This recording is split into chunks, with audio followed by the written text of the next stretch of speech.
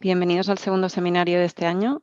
Desde el 2021, el programa de investigación en epidemiología del cáncer del Instituto Catalán de Oncología y su programa de formación virtual e-Oncología organizamos estos seminarios formativos online para poder discutir de diferentes temas clave relacionados con el virus del papiloma humano y sus enfermedades relacionadas. En la sesión de hoy contamos con dos excelentes y reconocidas ponentes que nos hablarán de temas que están suponiendo un avance en el campo del cribado del cáncer de cuello uterino. Empezaremos la sesión de hoy con Mireia Díaz, que es investigadora del programa de investigación en epidemiología del cáncer del Instituto Catalán de Oncología. Mireia nos presentará los datos más actualizados en el campo del modeling en el cribado del cáncer de cuello uterino y incorporará las perspectivas y las cohortes vacunadas de mujeres frente al VPH en los programas de cribado. A continuación, contamos con Silvia de San José. Silvia es consultora del National Cancer Institute e investigadora en el Instituto de Salud Global de Barcelona. Silvia nos actualizará sobre los aspectos más relevantes del uso de la automuestra para el cribado. Finalmente, acabaremos la sesión con un espacio para poder hacer preguntas a las dos ponentes, al que os animamos a participar. Podéis ir escribiendo las preguntas a medida que transcurran las ponencias, haciendo clic en el icono que encontraréis en la parte inferior de la pantalla, que pone Q&A, Questions and Answers, y al final de la sesión los ponentes irán respondiendo a vuestras preguntas. Este seminario es posible gracias a la financiación recibida por el laboratorio de MSD. Y sin más preámbulos, vamos a empezar. Bienvenida, Mireia. Hola, buenas tardes, Paula, y a todos los asistentes. Voy a compartir pantalla.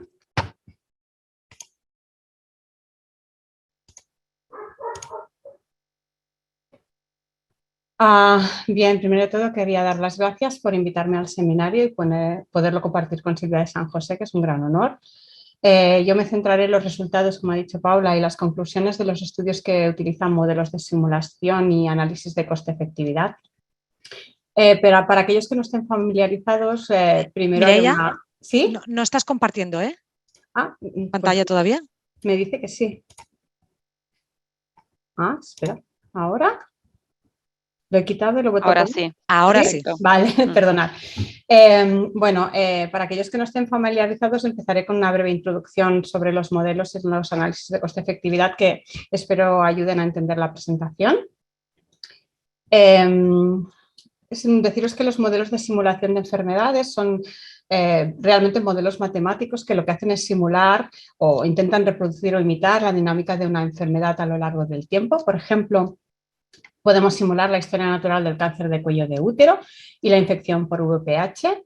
Al inicio del modelo, todas las mujeres tienen un cuello de útero normal, pueden infectarse por VPH, tener lesiones precancerosas y algunas de ellas pueden tener cáncer de cuello de útero, y esto a lo largo del tiempo.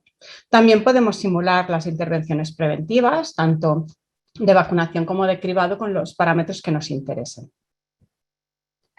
La finalidad de estos modelos es comprender la dinámica de la enfermedad e implementar y evaluar estrategias nuevas o existentes para cambiar esta dinámica. Por ejemplo, en el cáncer de cuello de útero sabemos que ambas intervenciones preventivas son efectivas, pero ahora imaginemos que queremos saber cuál es la mejor estrategia combinada de vacunación y cribado para nuestra población. Por ejemplo, para la vacuna, quizás estamos interesados en saber cuál es la edad óptima de vacunación, si es necesario hacer una vacunación de rescate o de repesca, lo que se llama catch-up, si debemos vacunar solo a las niñas, si debemos implementar una vacunación universal, con qué tipo de vacuna, con cuántas dosis. Y en el cribado exactamente lo mismo, qué rango de edad sería óptimo cribar, con qué prueba, tanto primaria o de triaje, con qué frecuencia y si es necesario diferenciar según las cohortes vacunadas y no vacunadas.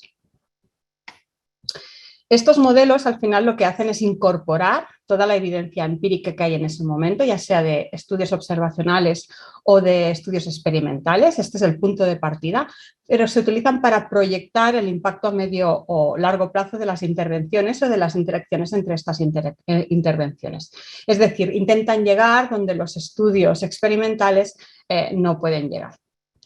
Así, por ejemplo, si tenemos simulada la historia natural del cáncer de cuello de útero y también las intervenciones que nos interesan, lo que queremos evaluar es qué impacto en salud y económico tienen estas intervenciones. Por ejemplo, saber qué impacto tiene añadir una vacunación de rescate o la vacunación universal o el cribado con autotoma.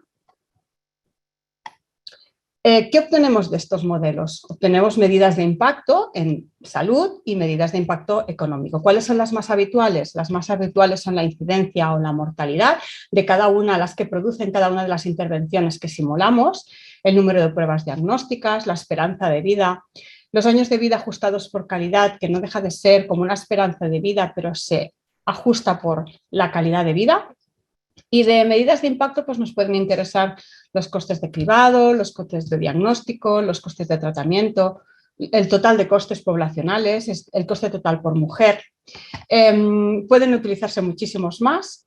Estos dos, aunque no exclusivamente, son los que se utilizan habitualmente para los análisis de coste-efectividad. ¿Y qué son los análisis de coste-efectividad? Pues son unos análisis que son de tipo de evaluación económica, que lo que hacen al final es comparar los costes y los beneficios en salud de diferentes intervenciones sanitarias. Al final el objetivo es siempre maximizar los beneficios en salud de la población, ¿no? A la vez que se minimizan los costes, o a veces no tanto minimizar los costos, sino mantener con unos determinados costes. Estos análisis lo que ayudan es a la toma de decisiones y asignar recursos en situaciones complejas y de incertidumbre.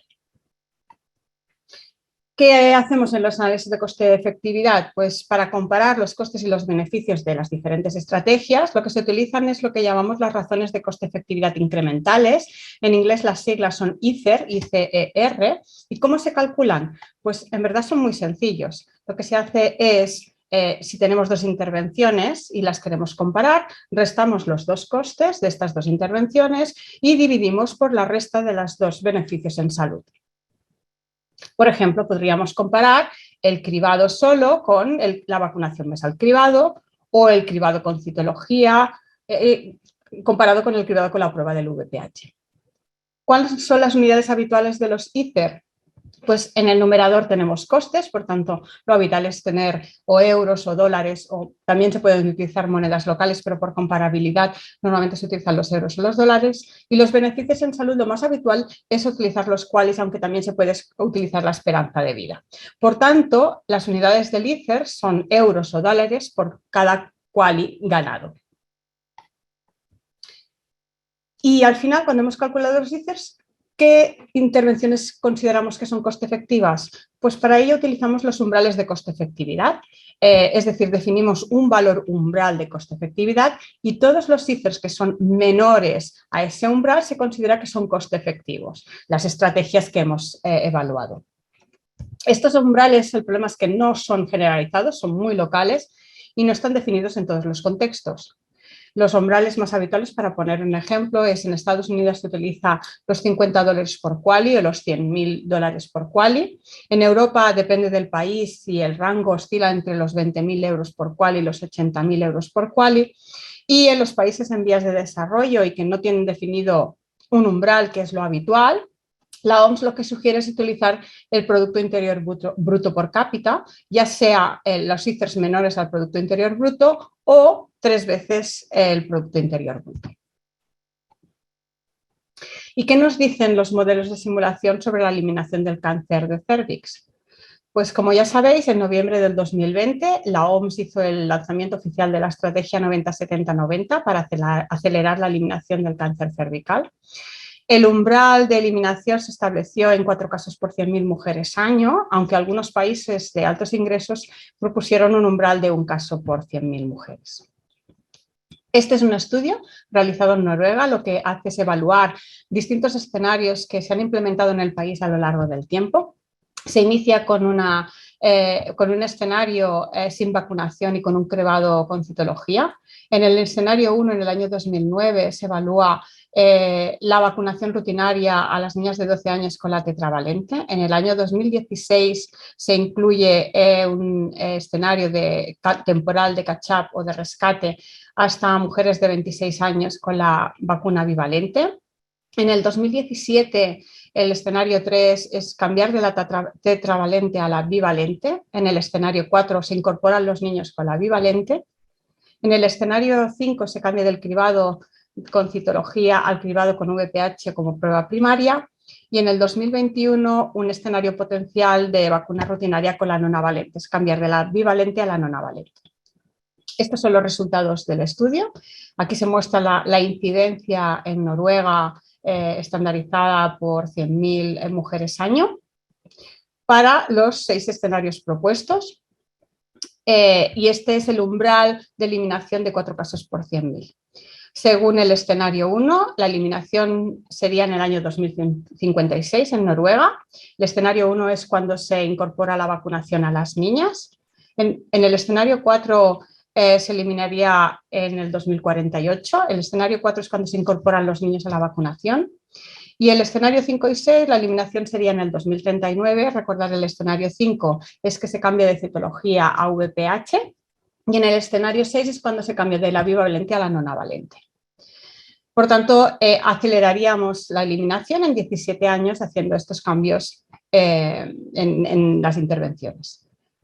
Sin embargo, solamente hay una estrategia, que es la estrategia, el escenario número 6, en que se hace cribado con VPH y la vacunación con la nonavalente, en que Noruega conseguiría descender en el segundo umbral de un caso por 100.000 mujeres.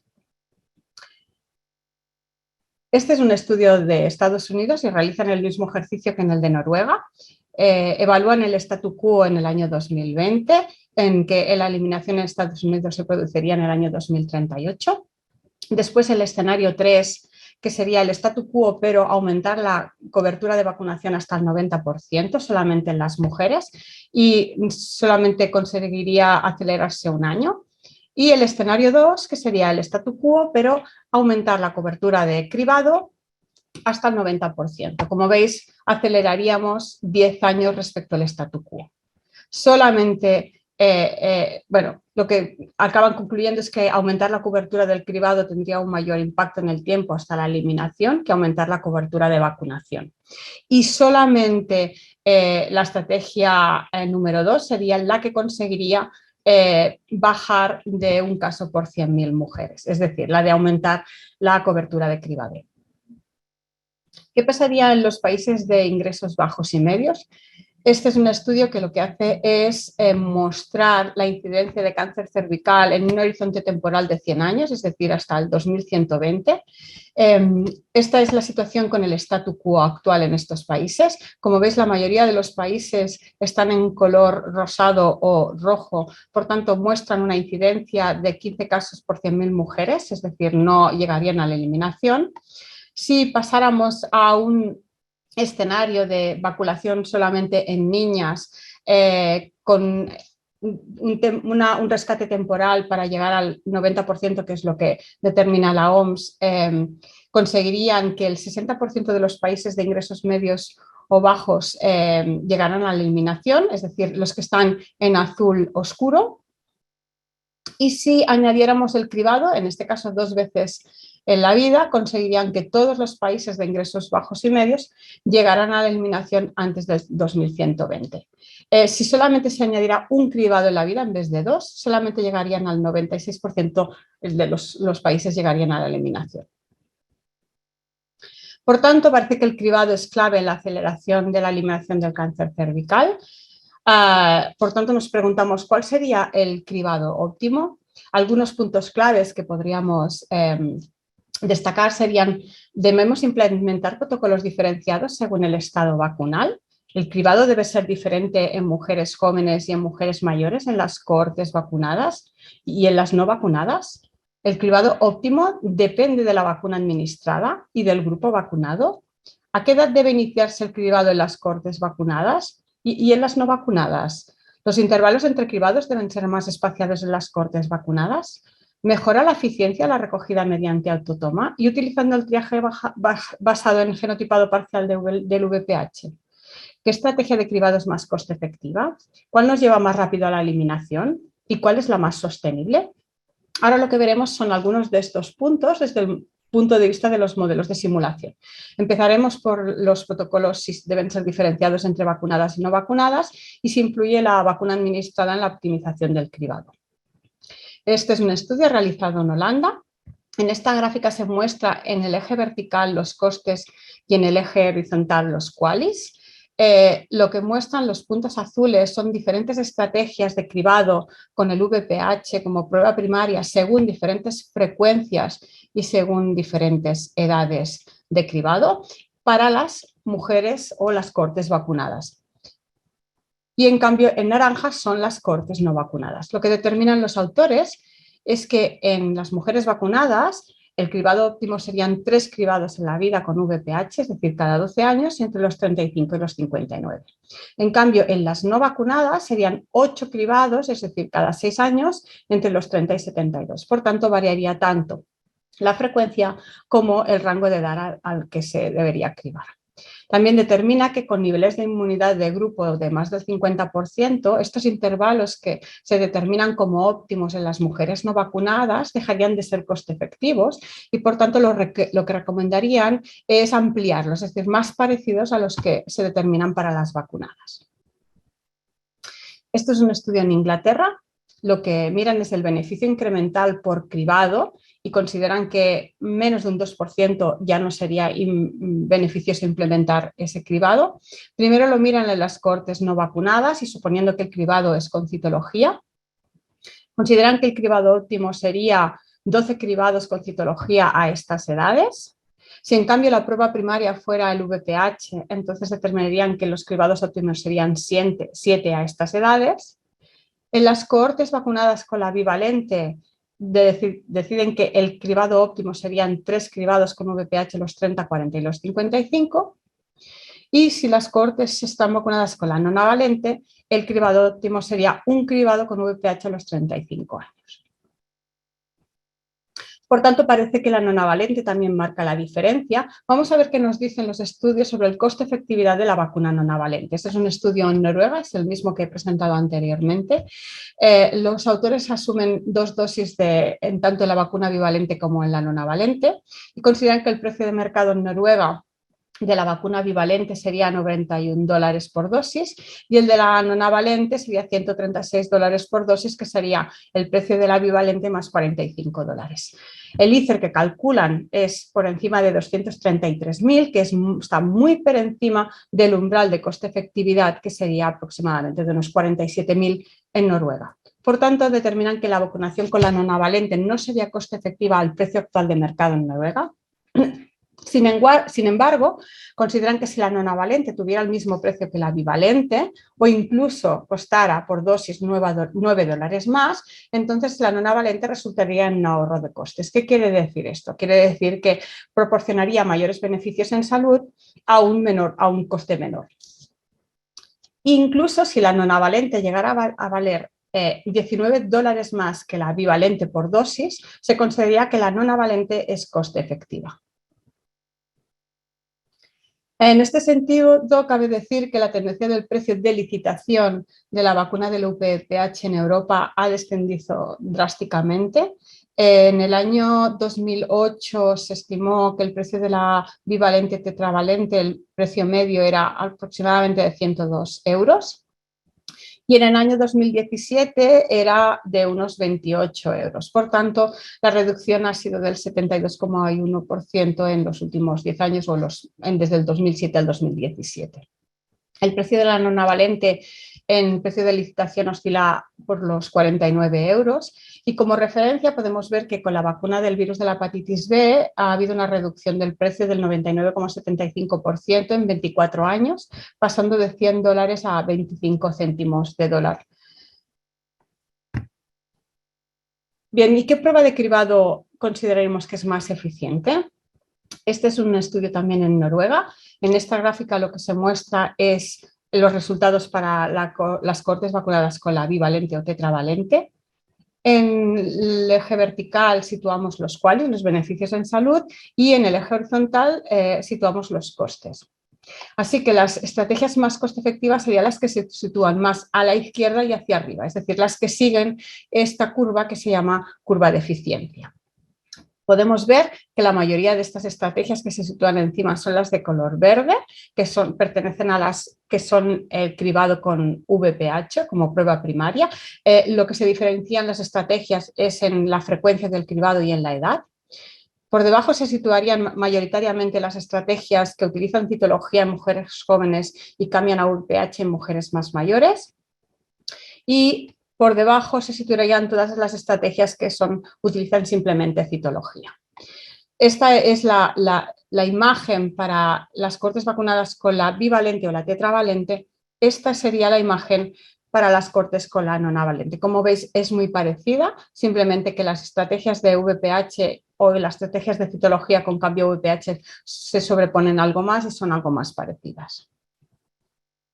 Hay algunos estudios que indican que cambiar de citología convencional a citología líquida, pasar a VPH como prueba primaria, podría aumentar las colposcopias. Este es un estudio en Australia que lo que muestra es, a la izquierda se ve el gráfico para las cohortes no vacunadas y a la derecha para las cohortes vacunadas, y lo que muestra son las colposcopias por año. Según la práctica actual, este sería el caso base. Luego hacen cambios, el caso base es con citología, hacen algunos cambios en la citología, ya sea líquida u otros cambios de frecuencia, y lo que se ve es que el número de colposcopias desciende. En cambio, cuando se cambia a VPH, parece como que aumenta el número de colposcopias, y lo mismo pasa cuando se hace cotest.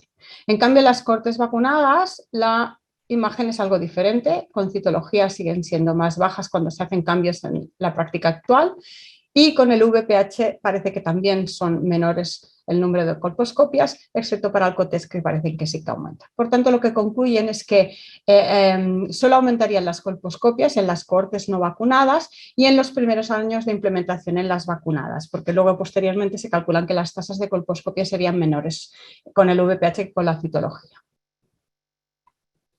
¿Y qué pasaría con la prueba de triaje? Este es un estudio también realizado en Australia.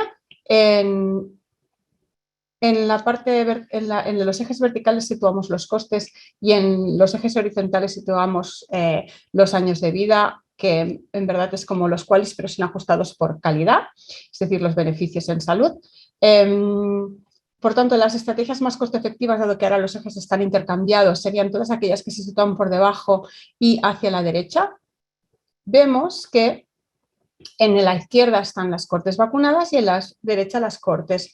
No, en la izquierda las cohortes no vacunadas y a la derecha las cohortes vacunadas. Y lo que vemos es que la mayoría de las estrategias con genotipado parcial, como prueba de triaje, son más efectivas y menos costosas, es decir, más coste efectivas, que las estrategias con citología o con VPH. La diferencia es que en las no vacunadas parece como que estas dos estrategias con genotipado y sin genotipado se diferencian más, y en las cohortes vacunadas son prácticamente indistinguibles. ¿Aumenta la eficiencia de la recogida mediante autotoma? Este es un estudio también realizado en Noruega. Lo que presenta este estudio son diferentes estrategias según la edad y frecuencia de cribado y según si la muestra la recoge el clínico o se hace mediante autotoma. En el eje de la vertical encontramos los beneficios en salud en QALYs y en el eje horizontal se muestran los costes. La mayoría de estrategias o las estrategias más coste efectivas se situarían hacia la izquierda y hacia arriba, es decir, sobre esta curva de eficiencia, y como podemos observar, la mayoría de estas estrategias, o prácticamente todas, son cuando se tiene en cuenta la autotoma, y por debajo se situarían todas las que son con el clínico. Cabe decir que ellos estiman que el coste de la autotoma es de $43 y el coste por profesional sería de unos 214. Y en cuanto a la sensibilidad, utilizan diferentes sensibilidades, igual sensibilidad en autotoma y la recogida por el clínico, o a veces asumen la sensibilidad menor en autotoma, pero los resultados no cambian. Este es un estudio de coste-efectividad también de la autotoma en Papúa Nueva Guinea. Lo que hacen es comparar el VIA con una estrategia de screen and treat, considerando el cribado como el VPH con autotoma. Veis que en el eje vertical situamos los costes y en el eje horizontal situamos los años de vida, es de los beneficios en salud en años de vida. Ahora están al revés de lo que mostrábamos antes, por tanto las estrategias más coste efectivas son las que se sitúan más hacia abajo y más hacia la derecha. En cuanto a la sensibilidad de la vía, lo que utilizan es un rango de 51,5 a 70% y para el VPH del 91,8. El coste es de $6 para el vía y de $18 para el VPH. Estos datos los han obtenido de un ensayo clínico que realizaron anteriormente. Como vemos, todas las estrategias que se sitúan en la curva de eficiencia son aquellas que utilizan el VPH con autotoma, tanto cuando se realiza una vez en la vida, 2 veces en la vida según diferentes edades, 3 veces en la vida o incluso 6 veces en la vida, es decir, cada 5 años. ¿Podemos considerar que el cribado óptimo en un país es generalizable en otros países, en las cohortes vacunadas? Este es un estudio que se realiza en Australia, en Inglaterra, Nueva Zelanda y Estados Unidos. Suponen que son cohortes vacunadas con la nonavalente y nos fijaremos en este recuadro de aquí, que lo que hace es mostrar cuáles son las estrategias más coste efectivas en cada uno de los países. En Estados Unidos determinarían que sería 4 veces en la vida el cribados, 5 en Nueva Zelanda, 2 en Australia y 4 en Inglaterra. Y aunque son parecidos, vemos que realmente no es generalizado, no es universal.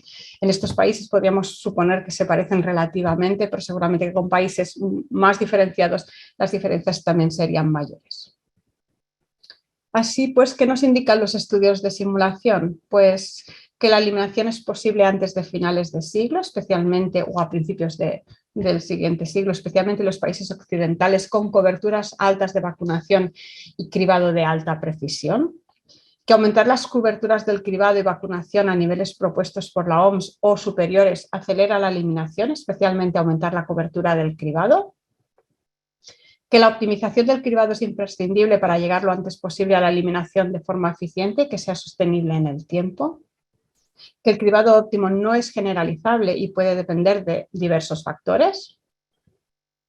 Que es necesario revisar el cribado de las cohortes de mujeres vacunadas y no vacunadas a lo largo del tiempo. Y que algunos de los parámetros que deberían tenerse en cuenta son la edad, la frecuencia de cribado, el método de recogida de la muestra, la prueba primaria y de triaje utilizada, la diferenciación o no de protocolos según el estado vacunal o el tipo de la vacuna, la edad de vacunación y la inmunidad de grupo. Y eso es todo. Muchas gracias, Mireia, por una presentación tan interesante y didáctica. Seguro que habrá muchas preguntas al final de la sesión. Continuamos ahora con Silvia de San José. Bienvenida, Silvia, cuando quieras. Hola, gracias. Voy a compartir la pantalla.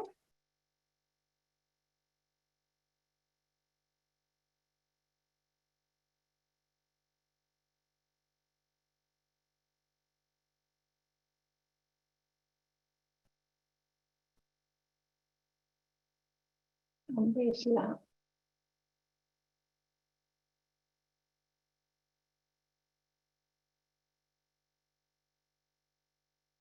A ver si... Sí.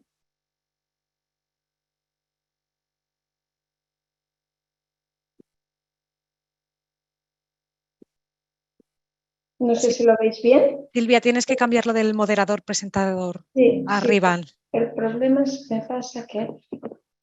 Un momentito, perdonad. Lo hemos ensayado, ¿verdad? Y funcionaba. Ahora lo veo, espera.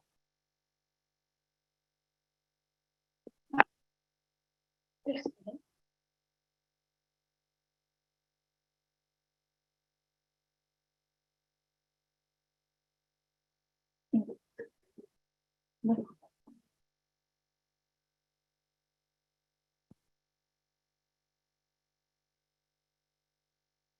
Vaya, no quiere responder. Voy a salir de nuevo. Perdonad.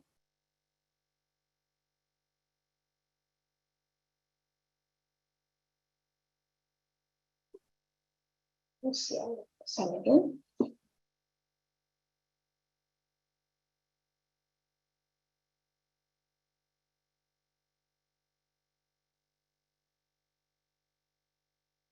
¿Por qué no se quiere colocar? Bien.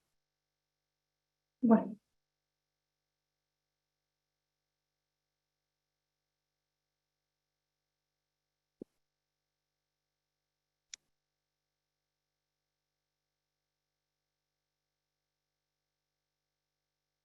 No me entiende la...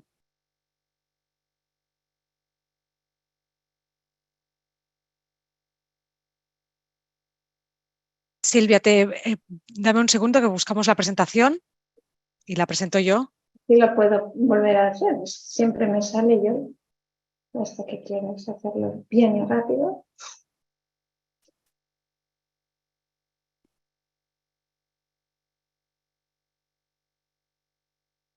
Ahora lo veis bien, ¿verdad? Ahora sí queda Ahora bien. sí, Perfecto. Vale, perfecto. Bueno, buenos días a todos. He visto muchísima gente de muchos países. Bienvenidos a esta sesión. Y gracias a Mireia por hacer esta presentación de todos los modelos tan interesantes y que nos ayudan tanto a entender por dónde empezar a trabajar en serio, ¿no?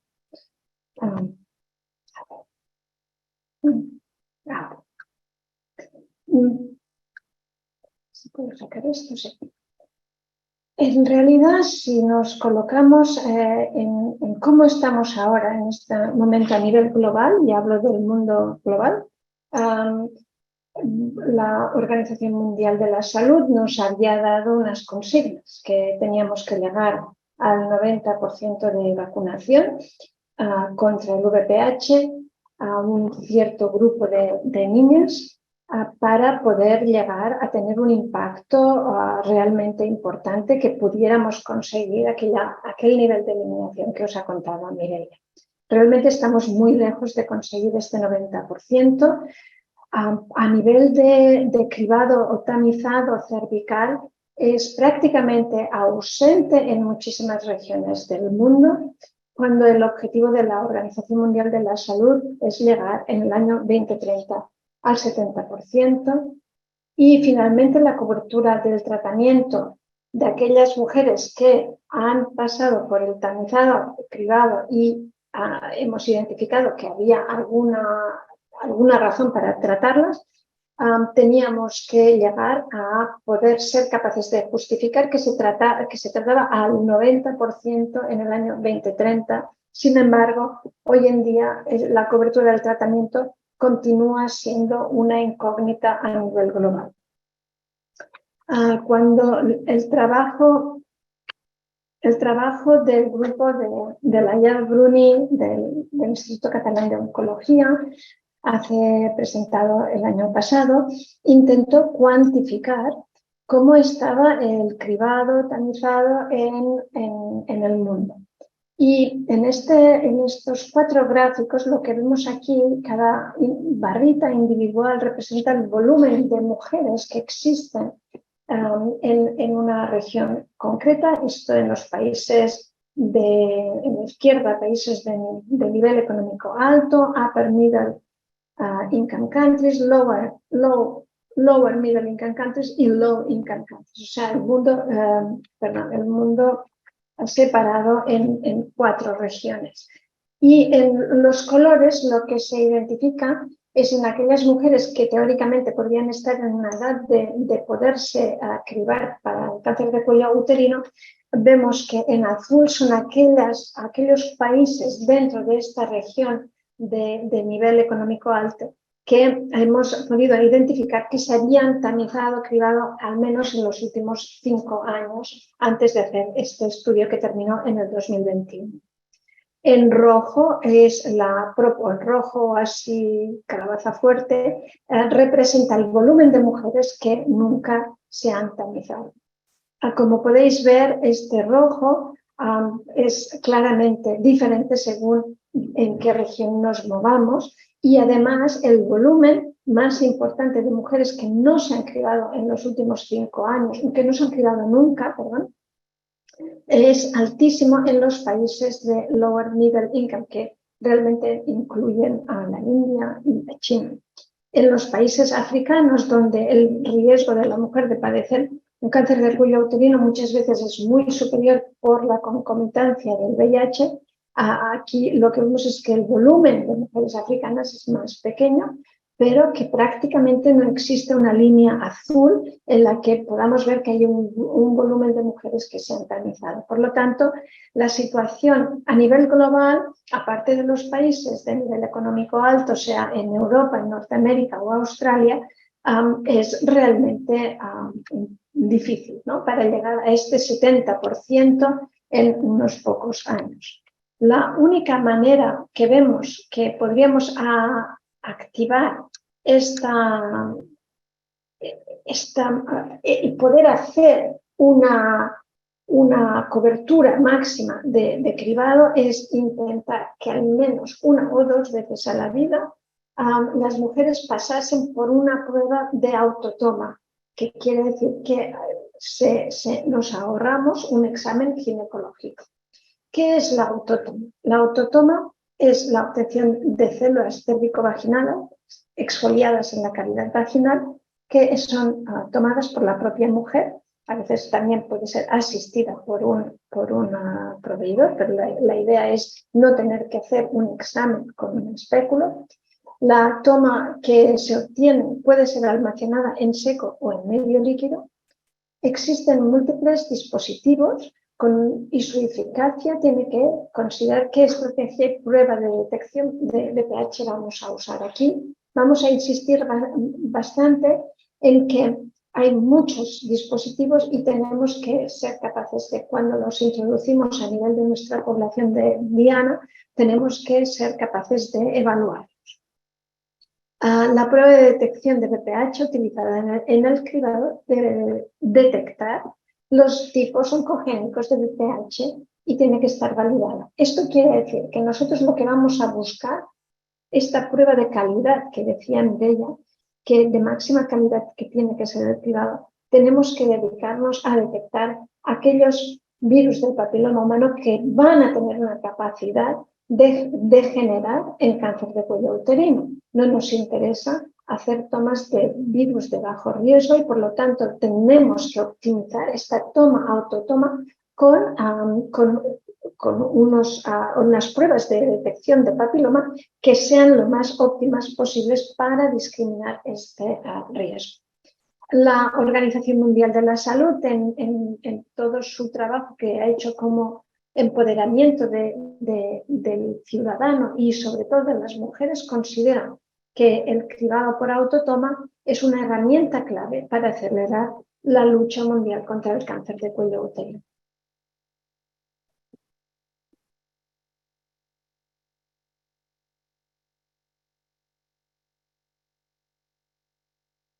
¿Cómo se puede hacer estas tomas de autotoma? ¿Qué estrategias? Estamos trabajando en varios proyectos y vemos que tanto podemos organizarnos, por ejemplo, en un trabajo que hicimos en Centroamérica, suministrábamos los kits de autotoma en el trabajo en Guatemala o también íbamos a la comunidad.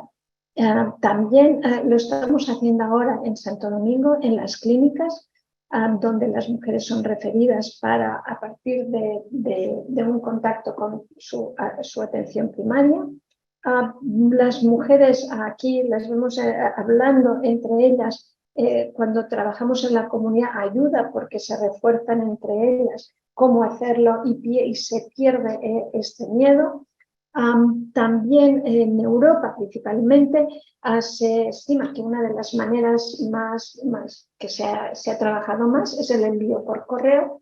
También aquí en España se está trabajando de utilizar las farmacias o los centros de atención primaria para que la mujer pueda conseguir el kit de autotoma. ¿Cómo recoger esta? Es que tengo una cosa que me molesta. ¿Cómo recoger la muestra? Pues hay una gran gama, como podéis ver aquí hay distintas formas de dispositivos. Es muy importante que este dispositivo esté validado. Yo lo digo porque hemos tenido experiencias por intentar a veces reducir el coste del dispositivo. Nos hemos encontrado que los dispositivos se podían llegar a partir en el momento de hacer la autotoma, por lo tanto, y quedar el dispositivo, el cepillo o el hisopo en la cavidad vaginal. Esto es muy importante que tengamos muy claro, que utilicemos dispositivos que estén bien validados. El medio ya he comentado, podría ser líquido o seco, y los diseños tienen que intentar ser fáciles para utilizar en las mujeres. Las mujeres puedan ser, por ejemplo, hay mujeres que no les gusta un dispositivo muy grande como este en lila. A veces cuando preguntamos, pues prefieren dispositivos que sean mucho más pequeños. Pero esto puede variar en función de la capacidad que tengamos de contactar con la comunidad o con las participantes, y también a nivel cultural puede haber variaciones.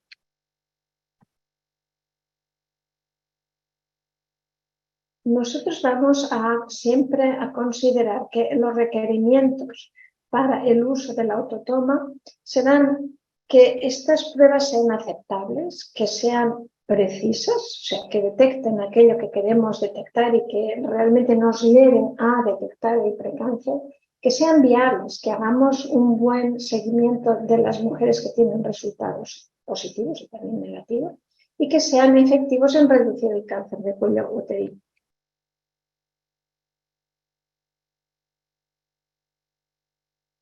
Os comentaré estos 4 aspectos, y lo que vemos es que en trabajos en distintos países, aquí presento trabajos que iban dirigidos a la población general.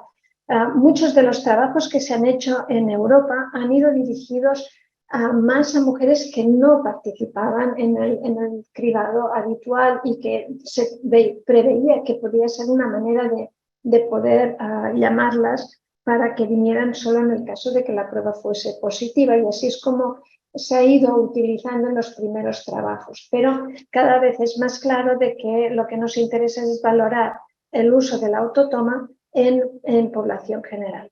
Y aquí vemos, por ejemplo, el estudio en Argentina, que lo que se hacía se llamaba a cada casa. El estudio de México, en Uganda se enviaba se enviaba el dispositivo en un estudio muy reducido, porque en Uganda no hay mucho correo, y también otro estudio en Uganda donde se hacía puerta a puerta. Y como podéis ver, la comparación entre las mujeres que habían utilizado la autotoma o versus no hacerse una toma con el clínico era siempre superior de 1, lo cual quiere decir que en estudios claramente randomizados que intentan reducir los sesgos, lo que vemos es que hay una mejor participación. Aquí otro estudio también que compara el enviarlos a todas las mujeres, hacer una selección y decir usted puede o no puede, si quiere lo puede hacer, hacerlo con una unidad móvil o hacerlo desde el servicio clínico, y lo que podéis ver es que siempre comparado con la población control, siempre se aumentaba la participación y respectivamente del método que se utilizara para llamar a las mujeres. O sea que está claro que podemos aumentar la cobertura. Aquí en España se ha hecho un estudio que se acaba de publicar en el que participaban las Islas Canarias y Cataluña, y que se randomizó a mujeres que eran usuarias habituales al cribado, y unas se les demostraba en la clínica cómo hacer la autotoma y se les daba un kit y se les decía dentro de un mes nos lo devolvéis. A otro grupo de mujeres no se les enseñaba, solo se les daba el kit, se les daba el panfleto informativo y decía dentro de un mes nos lo devolvéis. Como podéis ver, la participación fue muy buena, 82% en el grupo que recibió esta preparación inicial y 75% devolvieron.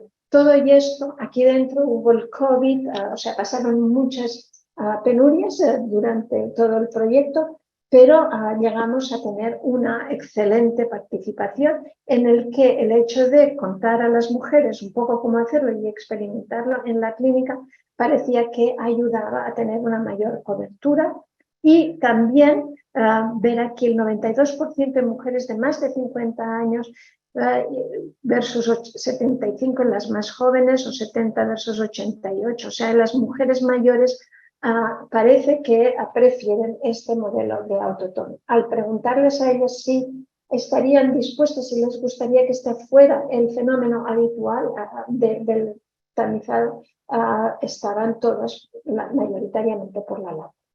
Otros estudios que se han hecho en España que no ha habido una verificación de la vuelta realmente de tener en la oficina el kit, pero que se les preguntaba por el uso de esta autotoma en Valencia, en Murcia y en Navarra. Lo que vemos son unos porcentajes altos, principalmente el más alto en Valencia y un poco más bajo, 63% en 400 mujeres en Navarra.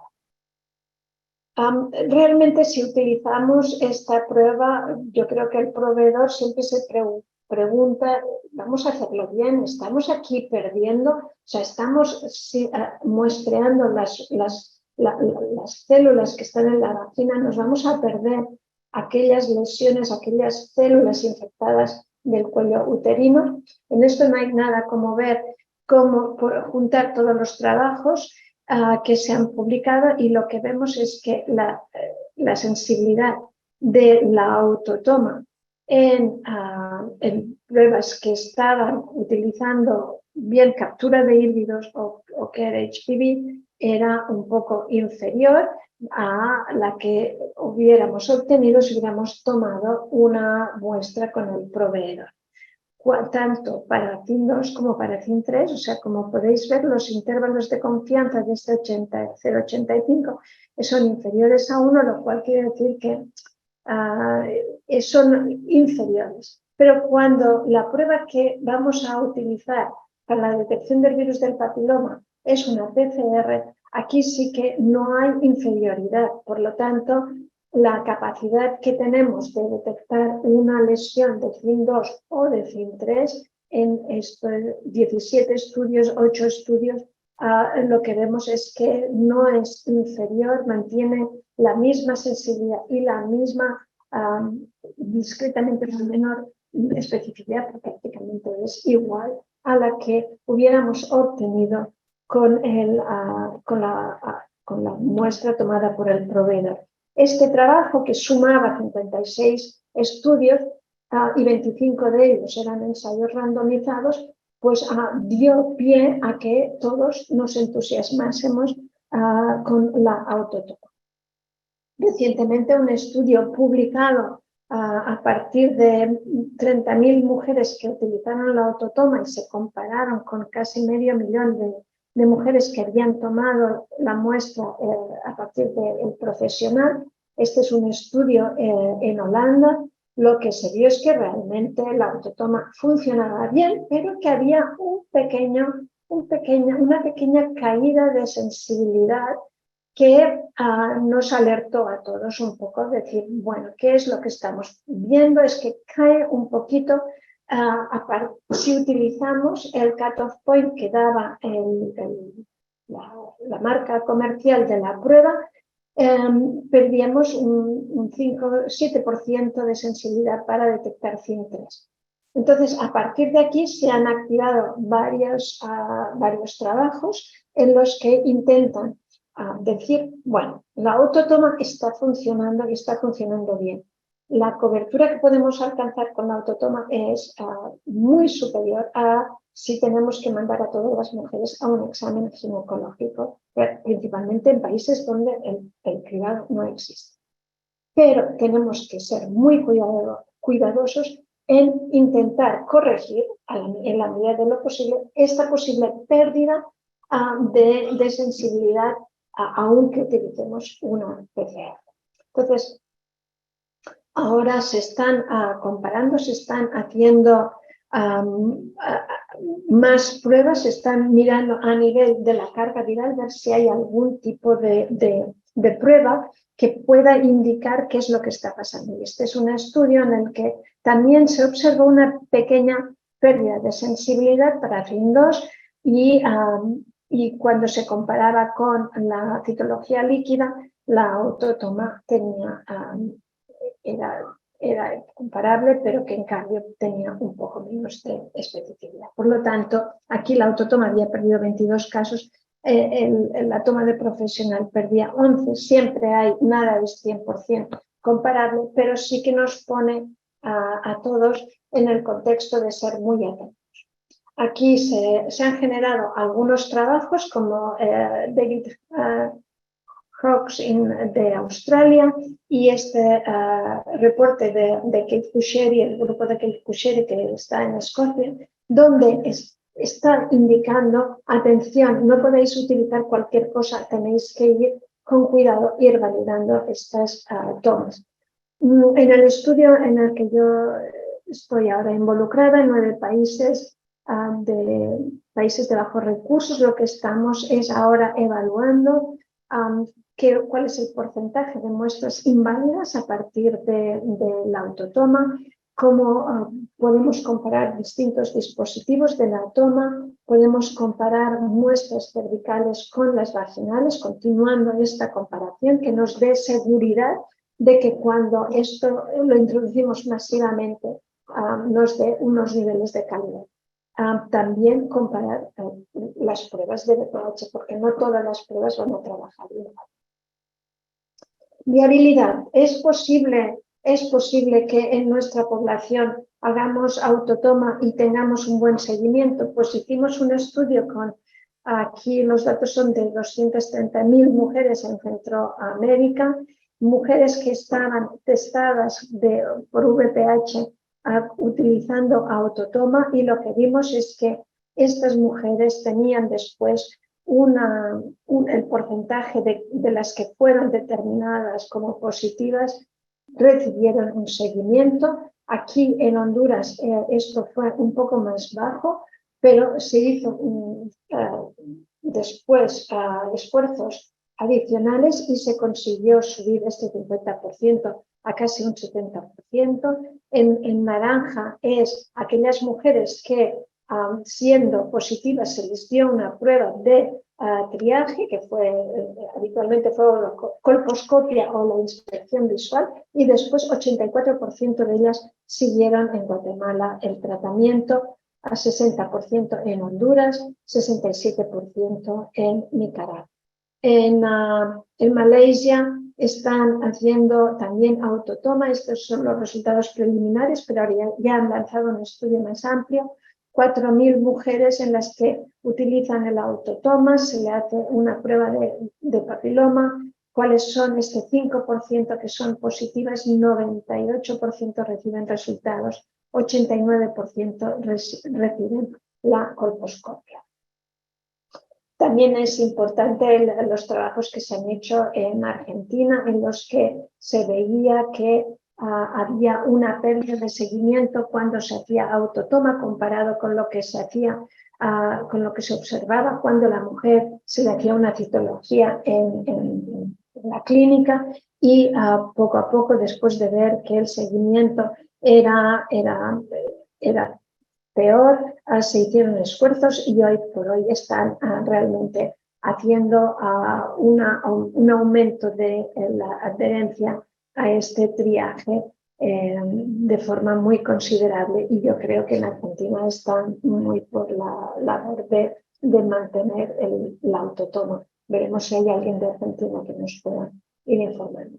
Uno de los aspectos muy importantes para la viabilidad es tener claro que todo es a base de circuitos, y que estos circuitos, cuando nosotros queremos llegar masivamente en la población, son muy importantes. Primero, yo he puesto un orden, este orden es arbitrario, pero yo creo que es lógico. Tenemos que preparar al equipo proveedor y tenemos que sensibilizar a la población diana.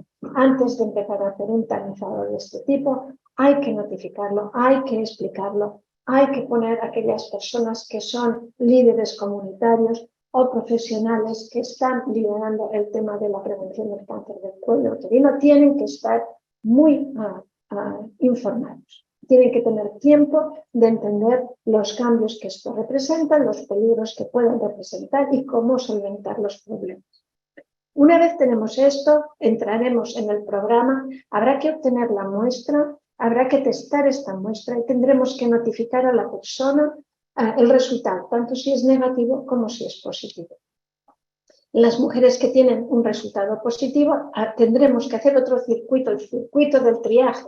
Aquellas mujeres que son positivas, ¿cómo organizamos el tratamiento? De manera que no perdamos efectivos, porque la prevención solo va a llegar a algún sitio si somos capaces de no solo de testar, sino también de manejar a aquellas mujeres que necesitan tratamiento. Después hay otro circuito que es el manejo de las triajes negativas. Aquellas mujeres que tenían un VPH positiva, que cuando les hacemos la segunda prueba confirmatoria vemos que son negativas. ¿Qué vamos a hacer con ellas? Tenemos que racionalizar y pensar bien cuál es el porcentaje de estas mujeres y cómo vamos a referirlas para un seguimiento a lo mejor menos largo, un intervalo menos largo que los que habían sido negativas inicialmente. Y el último, el circuito quinto, que es el manejo de aquellas periodos de seguimiento a todos los niveles. Cuando vemos que hay mujeres que no vienen cuando les damos un resultado, hay mujeres que les llamamos porque tienen una prueba positiva o tienen un triaje positivo y que dicen, bueno, ahora me lo voy a pensar y a volver y no vuelven. Es muy importante porque hemos observado que el seguimiento de las mujeres y entender las causas por qué no han vuelto nos pueden ayudar muchísimo a optimizar la introducción de un tamizado.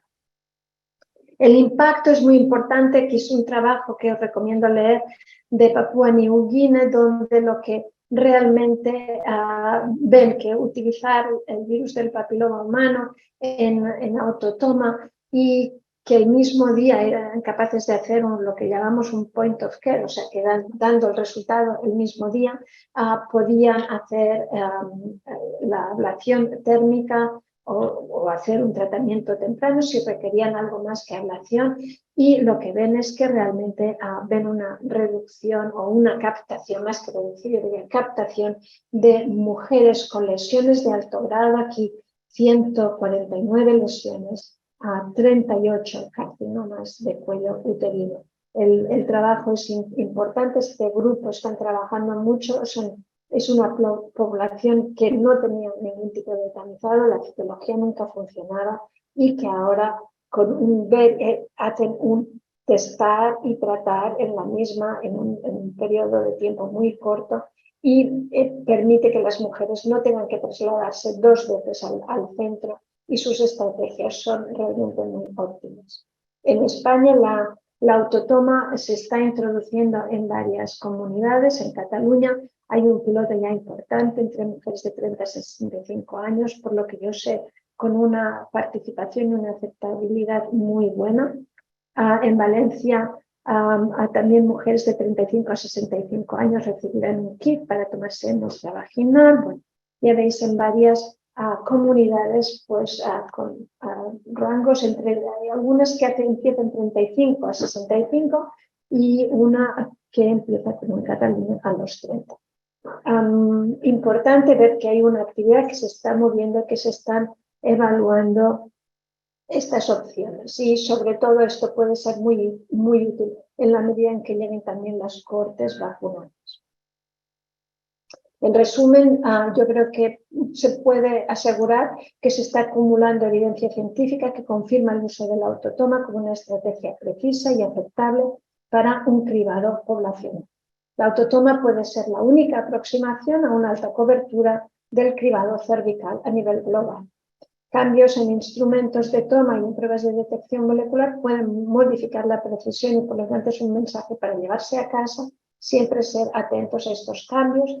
Y es crítico, como en todas las intervenciones poblacionales, mantener una evaluación continua de la estrategia. Una vez que se esté implementando, tener siempre sistemas de control de calidad, porque siempre pueden salir cosas que son remediables y que nos pueden, si las tenemos en cuenta, pueden mejorar muchísimo el impacto. Y finalmente, agradecer a Raquel Ibáñez, con la que hemos compartido mucho todos los trabajos de autotoma en Cataluña y también porque me ha pasado datos de España. Muchas gracias. Muchas gracias, Silvia, por la presentación. Vemos que la autotoma pues, se puede implementar, ¿no?, tanto en países de rentas más altas como en países de rentas medias y bajas, que era una pregunta que nos estaban haciendo los compañeros por el foro. Tenemos varias preguntas, tanto para Mireia como para Silvia. Voy a irlas leyendo en orden. Mira, la primera pregunta que tenemos es si existe algún estudio de coste-efectividad que evalúe doble triaje con genotipado parcial o extendido y posterior citología.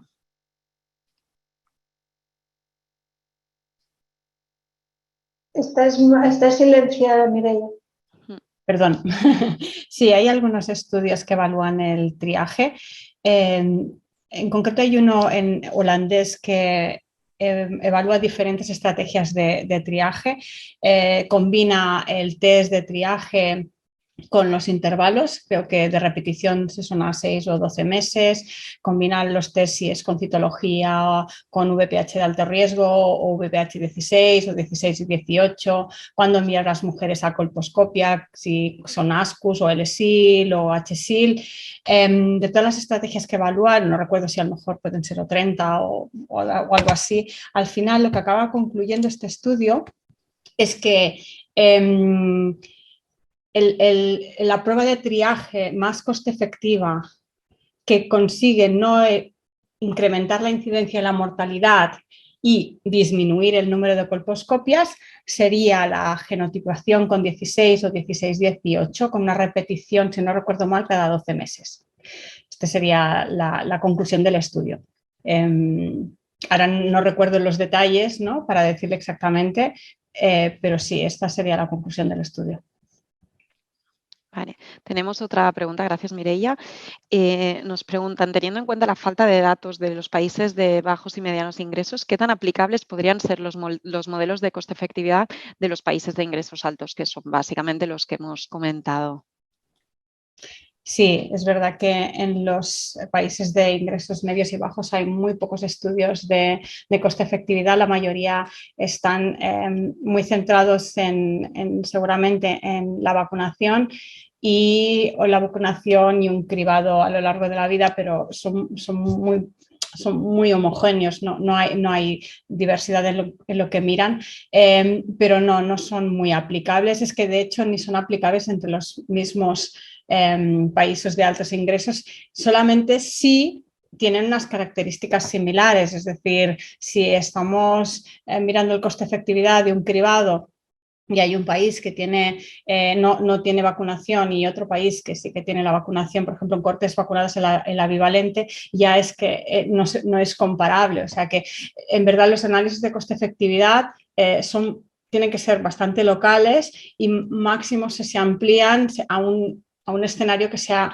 relativamente similar. Por tanto, similar entre los países de altos ingresos y los de bajos y medios ingresos es como, bueno, no tienen nada que ver. Por tanto, sí que entre los países de ingresos bajos y medios, la mayoría, como las opciones de intervención son pocas o son muy básicas, a lo mejor se pueden comparar más, pero igualmente si la incidencia ya es muy diferente, es poco generalizable. Muchas gracias, Mireia. Esta pregunta es para Silvia. Silvia, en los estudios que has estado mencionando, ¿qué autotoma se utilizó? ¿Hay alguna que ha demostrado ser más eficaz en la recogida de las muestras que otras? ¿Una que sea más cómoda o menos molesta a la hora de recoger las automuestras? Bueno, hay varios dispositivos que aquí está en juego varios elementos. Uno es, lo voy a mandar por correo, quiero que la participante me lo mande por correo. Y entonces, si lo mando a la casa, tiene que ser un medio seco, no puedo mandar nada líquido. Entonces, si lo mando por correo, no puede ser una cosa que sea frágil. Entonces, hay que tener en cuenta los dispositivos y las estrategias que vamos a utilizar. Nosotros, bueno, intentamos también en países en los que se está pensando introducir la autotoma con un nivel económico ajustado, lo que intentas es también minimizar el precio, o sea, que sea lo más económico posible, porque si tenemos una prueba de papiloma que va a costar, no sé, puede ir, la más económica hoy en día son de 5 a 6 euros. Pueden ir mucho más para arriba. Allí le añadimos una torunda o un hisopo de autotoma, 1 euro o 2 euros.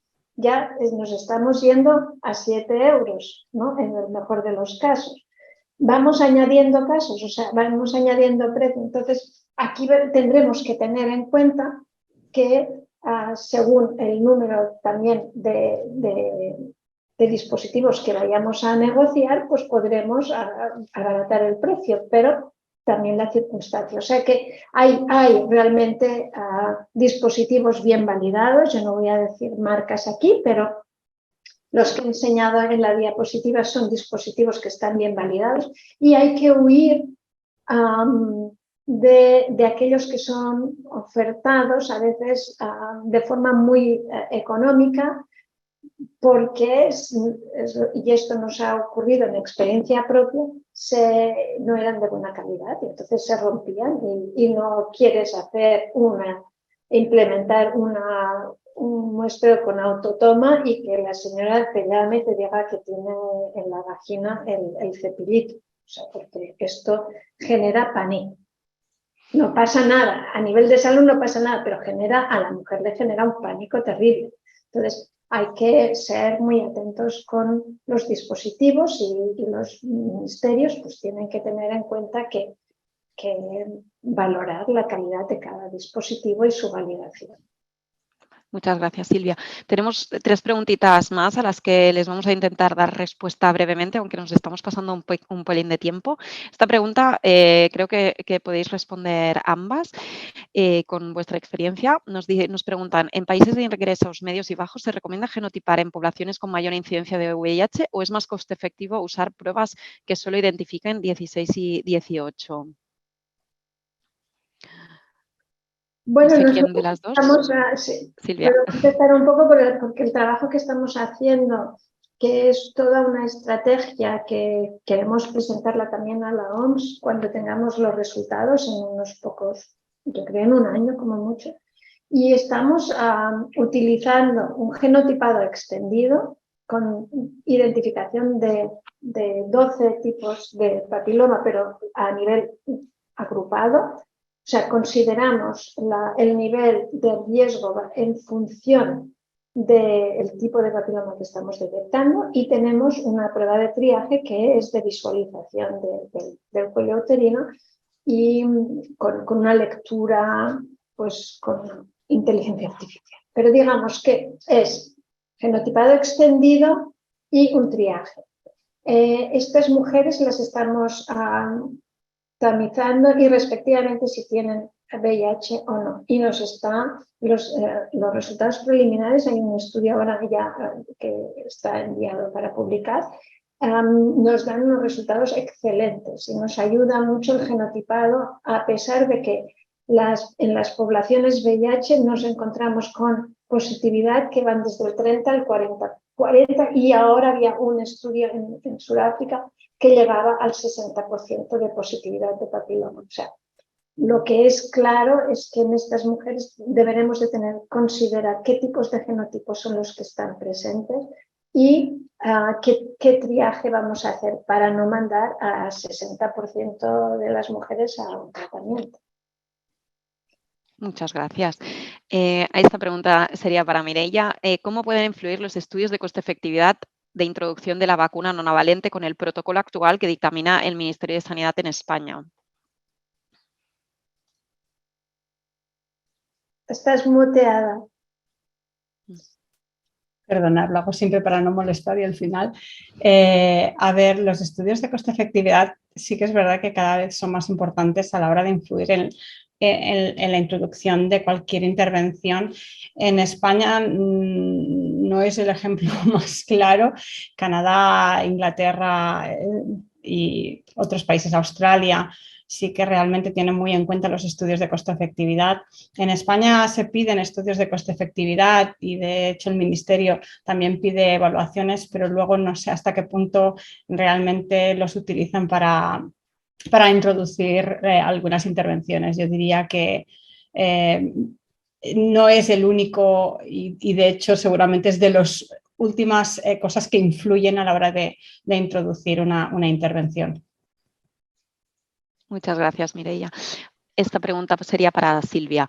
Los dispositivos que existen actualmente validados para la autotoma, ¿qué células consiguen recoger? ¿Consiguen células de exocervix? ¿Puede variar en función de cómo se realice la muestra? Muchas gracias. Bueno, es importante tomar bien la muestra.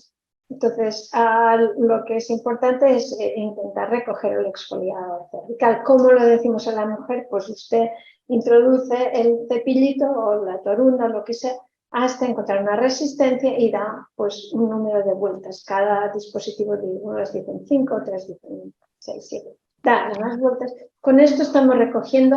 ¿Qué estamos recogiendo? Estamos intentando recoger aquellas células que se descaman del cervix, pero también habrá células que se descaman de la vagina. Entonces, a veces nos encontramos que la positividad con autotoma puede ser un poquito más alta que la que encontramos cuando el proveedor, el clínico, toma la muestra exclusivamente del cuello uterino. Pero, como he mostrado antes, cuando comparamos las tecnologías con el proveedor, la sensibilidad es muy buena. Y normalmente esto es debido, yo diría en la mayoría de los casos, cuando hay una lesión hay una carga viral muy alta. Entonces, sí que hay una descamación muy fuerte de células infectadas con el VPH. No siempre una lesión tendrá una alta carga viral, pero sí que en su mayoría. Muchas gracias, Silvia. Y para finalizar tendremos una última pregunta que nos hacen preguntando si la autotoma es 100% fiable. Todo tiene un error en esta vida, no hay nada perfecto. Pero la autotoma, lo que hemos visto es a través de muchos estudios que es muy comparable y no es inferior a la muestra tomada por el clínico, siempre que se utilice de forma adecuada y que utilicemos una prueba de detección del papiloma correcta. Muchas gracias, Silvia. Pues con esto ya cerramos, ¿vale? Hemos tenido un total de 300 participantes a lo largo de la sesión, así que muchísimas gracias por vuestro interés y vuestro tiempo, también por vuestra participación. Habéis sido muchos de muchos países diferentes, de España, de Paraguay, México, Colombia, Nicaragua, Perú, entre otros. Os queríamos decir que el vídeo de la presentación va a quedar colgado en el canal de YouTube de Oncología, así como en el aula virtual del seminario en la propia web de Oncología. Esperamos que haya sido vuestro agrado y vuestro interés y que haya resultado muy provechoso. Seguiremos con 2 seminarios más a lo largo del curso, así que estad atentos. Buenas tardes a todos. Muchas gracias. Gracias. Buenas tardes. Adiós. Adiós.